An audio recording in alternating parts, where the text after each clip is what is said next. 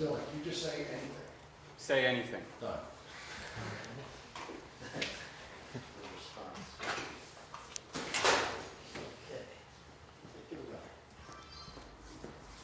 Right. Good. I'm Jake, Dylan? and we did a project on arugula for our aeroponics project. All right, so we had two types. We had the wild type, and then we had the wasabi type. The wild type tastes like typical arugula, and then the wasabi type had a unique wasabi flavor, especially in the aftertaste.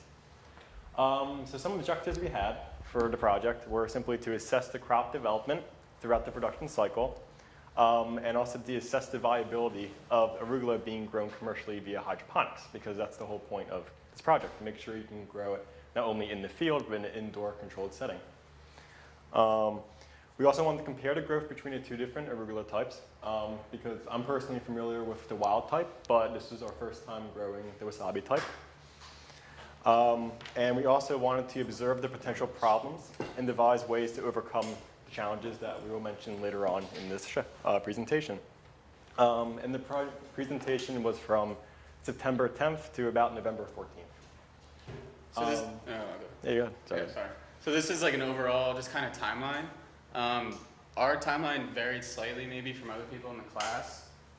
We thought that the arugula kind of matured a little faster than some of the other crops. So we actually ended up harvesting some on October 24th instead of waiting until November 14th, because we felt that some of that product was ready then.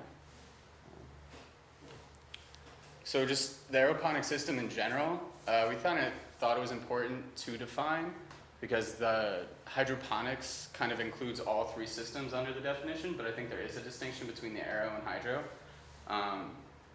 which is that the roots suspend and then there's a mist of water sprayed onto those roots, so they're not fully engulfed in water all the time, which allows for more oxygen and nutrient uptake. And so general pros of the aeroponic would be year-round harvest, control of the environment, lower risk of disease with soil-borne pathogens, less labor, and now you can have that organic certification with aeroponics. And it also can save space with increased land costs, especially in New Jersey. Cons would be high startup cost, risk of losing entire crop with pump or electricity failure, so you have to have those backups in place. Skilled labor is needed, so it might be a lower overall labor cost, but your employee will have to be knowledgeable in that aeroponic system, which will take training. And then like a high operating cost with electricity, size of building, taxes in New Jersey, insurance, things like that. As well as it's a developing industry, so you might buy into a system that could be out of touch in a few years. So if you make a large purchase, it could be a risk. Yeah. So just general facts about arugula, part of the brassica family. Common names are garden rocket, rocket lettuce, native to the Mediterranean. It's an annual, mainly seen in salad green and micro industries, and baby lettuce as well, baby leaf lettuce. And it's a relatively fast harvest, so under 40 days is typical for arugula. All right, so a little overview of both of them. So the wild tends, which is on the left, tends to be slower growing than the wasabi. It also tends to be less hardy. As you can even see in this picture, it's slightly discolored. That's just simply from a nutritional issue. It has a slight peppery profile, while the wasabi has a more wasabi profile. But one thing we noticed is the wild type actually has a much longer storage life than the wasabi, with the wasabi almost perishing in less than a day of it being harvested.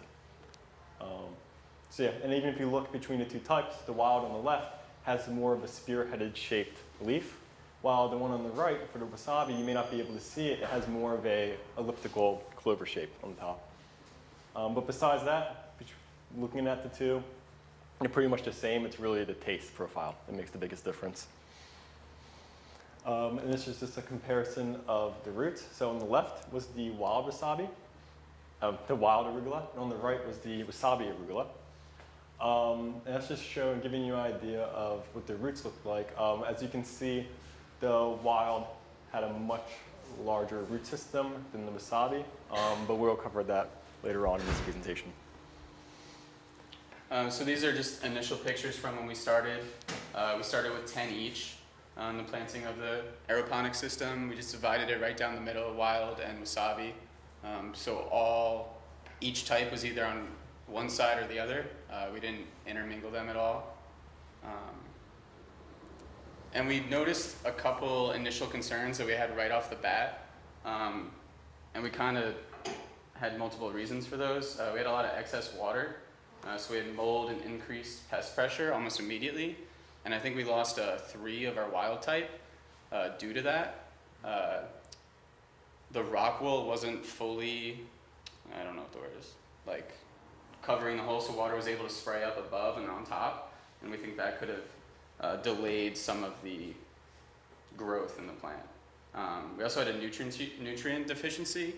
So we had a chlorosis that developed early on, which could have affected later growth. But we're not sure. As well as we had that power failure for that first weekend, and we don't know how long that was. It could have been a day or 2. As well as later in the semester, like October 10th, I think it was, we actually had a pump failure where rock wool had fallen into our solution and it actually clogged the pump itself. So the pump was running and it was spraying, but it wasn't spraying at full capacity. So it wasn't the spray nozzles themselves that clogged, but it was actually the intake of the pump. So we had to replace the whole pump.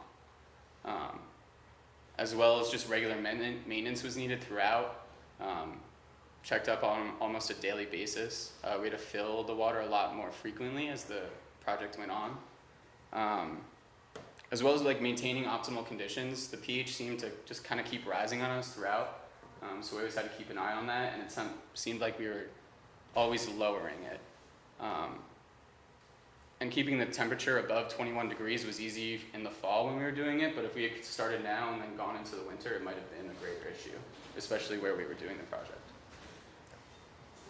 All right, so just looking at the data, if I could actually borrow that real quick. Okay, so I'm going to flip back and forth between the graph and the data just to make it easier. So what we did with the data is compare the arugula for the wild type and the wasabi type, but we also compared it based off of the growing medium. So we have rock wool, soil, and then the clay pellets in the netted baskets. As you can see, the rock wool for the arugula wasabi, you can see it has 92.1 grams. Keep in mind, as mentioned earlier, the only reason why it reached that high is because there's also a 3 to 4-ish plants that are missing from the arugula wild that perished in the beginning. But if you want to look at the average root lengths, you can see one of the trends with it is that, in weight.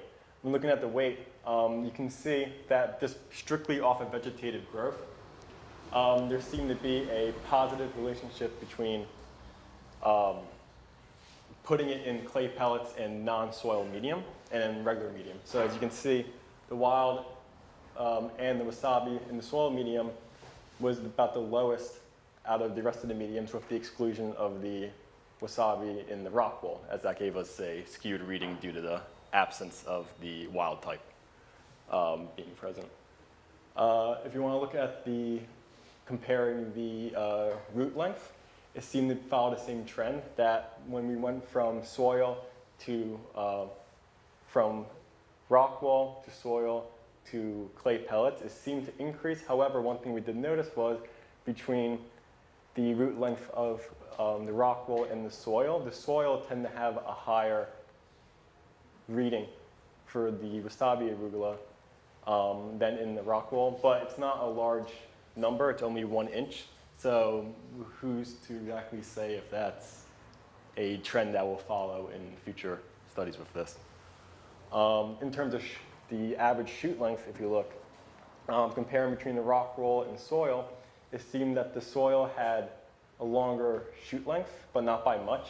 And that could simply just be maybe there was additional nutrients in the soil that it obtained that wasn't immediately present in the hydroponic solution. But if you want to compare between the clay pellets and the rock wool, it's a large difference. This one over 3 inches between the wild planted in the rock wool and the wild planted in the clay pellets. But one thing you have to keep in mind is So while it looks like it increases from rock wool to clay pellets, you also have to keep in mind that there are a couple weeks difference in between the two. So that change could simply just be from it having extra growing time. But nevertheless, it seemed that going from soil to rock wool to clay pellets seemed to have an increase in at least the harvestable part, which is the top growth from the shoots.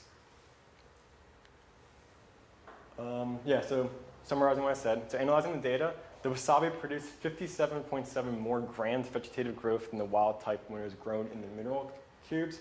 But as I mentioned, that simply could just be because of the fact that there was just more wasabi specimens present than wild. Could you have taken the average, dividing by 7 instead of by 10, and then getting a more accurate comparison? Yeah, that's true. We could have. That would have been a way more accurate comparison. But even if you exclude out that large value, if you look at it comparing between the weight of just an other medium, say the clay pellets, there wasn't a significant difference. So the clay pellets, as I mentioned before, only had a 0.2 gram difference, which is virtually no difference. But if you compare it to the soil medium, the shoots and the root length was produced way more in terms of aquaponics medium as opposed to soil-based medium. It was longer for the wasabi, the root length, in the mineral roll. But for the wild type, one thing we noticed is that when the wild type was grown in the netted and clay pots, it was significantly longer than the wasabi type. So it doesn't show here, but if you look what I pointed out earlier, for the wild type, that's about 9.5 inches of shoot length, while the wasabi had 11, but if you compare it to the soil, it's still much larger than the 7.25. Let's see, anything else? Yes, overall, the shoot length was comparable to both the wild and the wasabi type, which is good, because knowing that, it means that you may not have large variation depending on what variety of crop you grow, whether it be the wasabi type or a completely different type than the wild. So consistency is always nice to see. So there's some avenues for improvement. You could install a timer for the pump. Installing a timer would prevent oversaturation of the growing medium, which we feel in the beginning led to the issue of us losing a couple plants because the rock wool would disintegrate and either fall into the aquaponics bucket or simply just stay way too saturated. And then putting a timer on would just make more of a routine schedule. Create a nutrient feeding schedule can prevent over-fertigation, which would lead to nutrient burn, or it can also, another way, prevent under-fertigation, which would lead to nutrient deficiency.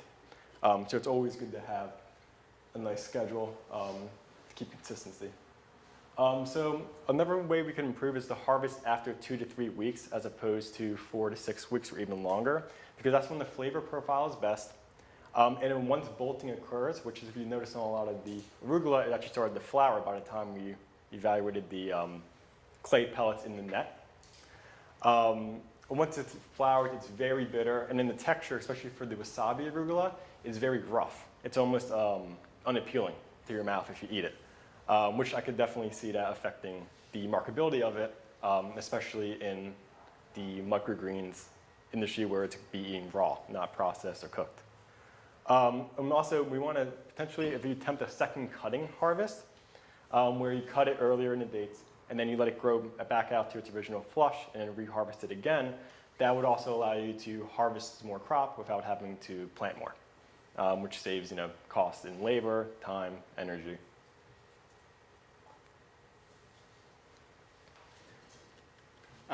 So we also want to look at the viability of indoor cultivation for arugula and how that may retain to commercial production. So especially in this area, arugula is definitely a very hard field crop to grow. You can really only grow it in spring and fall. There's a ton of aphid pressure, especially all throughout the summer, and heat pressure as well, so you have to irrigate it constantly, as well as weeding.